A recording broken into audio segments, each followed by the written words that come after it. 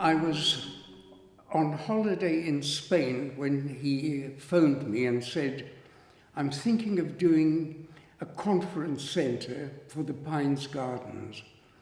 And I'm not quite sure of the form or the shape. Could you put something down on paper? I work freehand. I've never designed with a computer, and I don't ever intend designing with a computer. I like the feeling of the hand flowing and moving, the movement of thinking with the heart.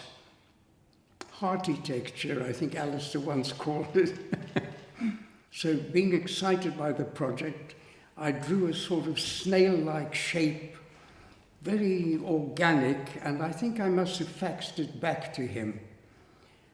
When he said it's not quite right. Anyhow, I came back and we met and we kicked ideas around. It was all sort of organic and growing. And then suddenly, Alistair had the brilliant idea of just taking something as simple as two intersecting circles. And I knew that moment that was absolutely right. He'd hit the nail on the head, as simple as that. And we developed this idea, kicking around different ideas for roofs. All I can tell you is I had so much joy working on it, and with the team that Alistair got together. He found just the right people. Somebody suggested getting in touch with a professor of engineering at MIT. They were experimenting, doing little domes about 3 meters by 3 meters. And I gather, was it Alistair or somebody spoke to John Oxendorf, the professor, who was overjoyed that there was a project with a real dome 11 meters in diameter. And from there on, the game was on. Just enthusiasm.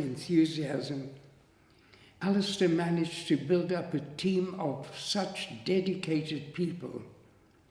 Even the engineer came on board. When I said he said, this is a very complicated building. It's not complicated, it's merely complex. And I think that won him over.